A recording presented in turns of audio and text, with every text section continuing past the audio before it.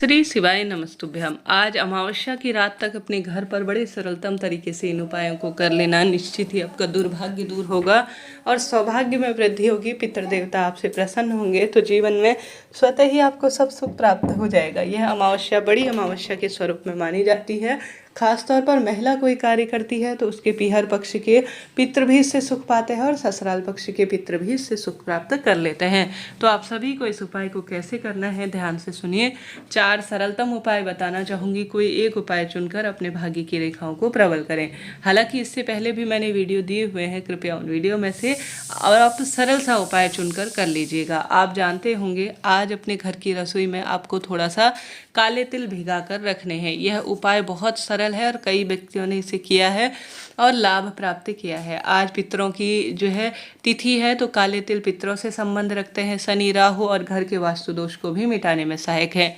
4 उपाय में से कोई एक उपाय चुनकर आज रात तक कर लीजिएगा। आप सभी को अपने घर की रसोई में सबसे पहले दक्षिण दिशा की ओर मुख करते हुए एक लंबी बत्ती का दीपक लगाना है। गुरुजी कहते हैं लंबी बत्ती का दीपक पितरों के निमित्त है और यह वंश में वृद्धि करता है। भले ही आप कोई भी उपाय नहीं कर पाए ना, कुछ भी नहीं कर पाए, तो अपने पितरों के निमित्त थोड़ा सा आप अज्ञारी के माध्यम से या जिस भी स्वरूप में करते हैं उस स्वरूप में आप जो है उन्हें भोग समर्पित कीजिए। उसके बाद आप सभी आवश्यक रूप से जो है एक लंबी बत्ती का तो कम से कम दीपक लगा ही दीजिएगा।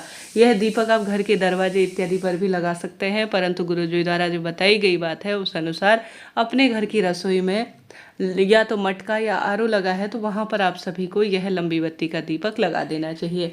उपाय में भी लंबी बत्ती का ही दीपक लगाना है। उसके बाद एक छोटी सी कटोरी आपको ले लेनी है। कटोरी हमेशा ही अपने आप में जो है जैसी भी है, जिस स्वरूप में भी है, बस साफ सुथरी होनी चाहिए।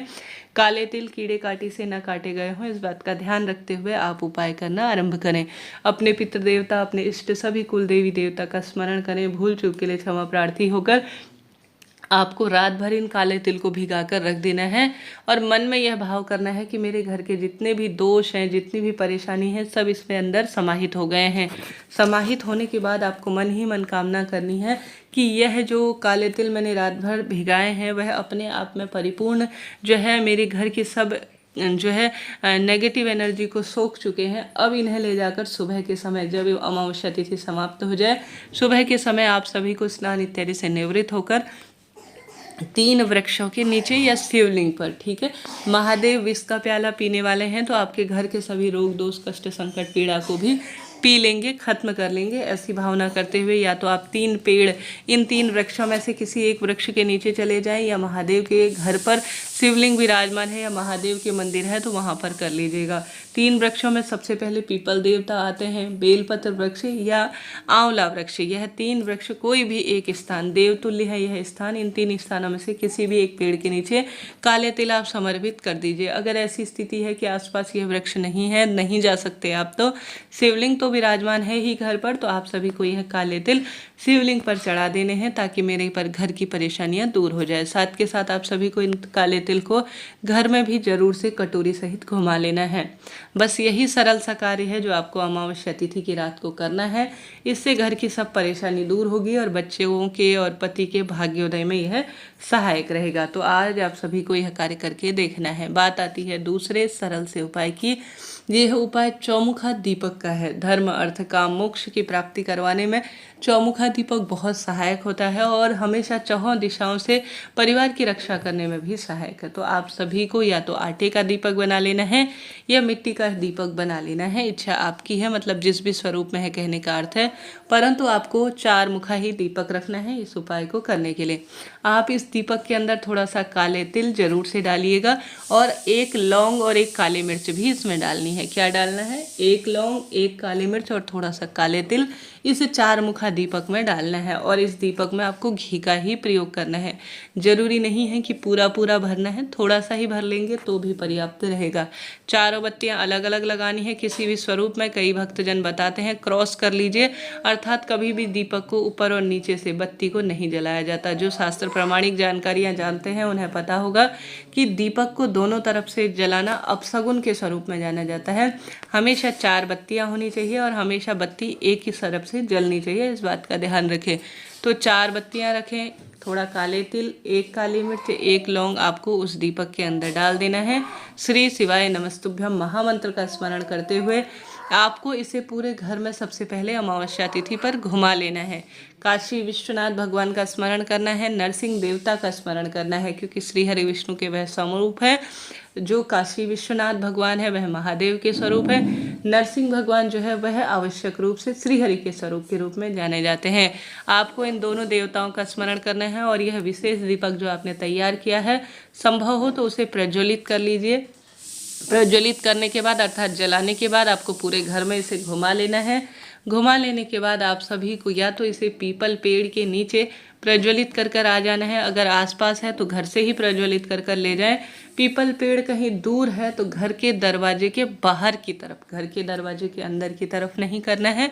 इस बात का ध्यान रखते हुए घर के दरवाजे के ठीक बाहर की तरफ आपको इसे प्रज्वलित करना है। आज रात को कहीं भी किसी भी स्वरूप में, चाहे तो प्रदोष काल में करें, चाहे तो देर रात्रि तक करें, इच्छा आपकी है। तो आप सभी को यह 2 उपायों में से कोई एक सरल सा उपाय चुनकर कर लेना है। इससे पहले चैनल पर वीडियो आ चुकी है, कृपया उन वीडियो को देखिए। बहुत सरल उपाय हैं जिन्हें आप आसानी से चलते फिरते कर सकते हैं और आपको इससे लाभ मिलेगा। तो हमने बात कर ली 2 सरल से उपाय की, बढ़ते हैं तीसरे सरल से उपाय की तरफ। वह उपाय है सत्तू का। गुरुजी कहते हैं इसे सतुआ अमावस्या के नाम से जाना जाता है। आप भोजन में इसे ग्रहण करना है, महादेव को भोग लगाना है, श्री हरि विष्णु को भोग लगाना है और किसी भी पुरोहित जन अर्थात ब्राह्मण जन को इसे दान में देना है। यह दान करना, महादेव को भोग लगाना और भोजन में ग्रहण करना एक औषधि के स्वरूप में जाना जाता है। जो भी भक्त अमावस्या तिथि पर यह कार्य कर देता है ना, उसके कष्ट संकट पीड़ा का निदान स्वतः ही हो जाता है। तो तीसरा वाला उपाय भी आप सभी को आज देर रात्रि अपने घर पर कर लेना है। प्रसाद स्वरूप इसे ग्रहण कर लीजिएगा, रोग संकट पीड़ा का निदान स्वतः ही हो जाएगा।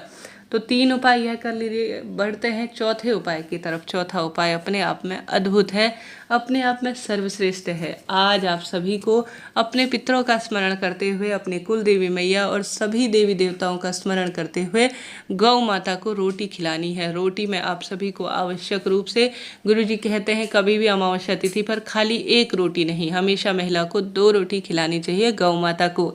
2 रोटी में आप 1 रोटी के 2 टुकड़े भी कर सकते हैं, सामान्य स्वरूप तरीके से 2 रोटी भी बना सकते हैं। 2 रोटी में आपको थोड़ा लगाना है घी और थोड़ा रखने हैं काले तिल और कुछ मीठा, चाहे तो शक्कर रखें चाहे तो गुड़ रखें, इच्छा आपकी है। आप सभी को पितरों का स्मरण करते हुए, विशेष तौर पर सोमक पित्र का स्मरण करते हुए, दक्षिण दिशा की ओर अपना मुख करते हुए, अपने पितृ देवताओं का ध्यान करते हुए गौ माता को इस विशेष जो है रोटी को आपको खिला देना है आज के दिन। सरल सा कार्य है परंतु इसके लाभ अनगिनत हैं, इसके कष्ट अनगिनत जो है दुख निवारण में कहे गए हैं। तो आज देर रात्रि तक यह कार्य आप करके देखिएगा, लाभ मिलेगा। अपने आप में यह सरल उपाय है परंतु भाग्य की रेखाओं को प्रबल करते हैं।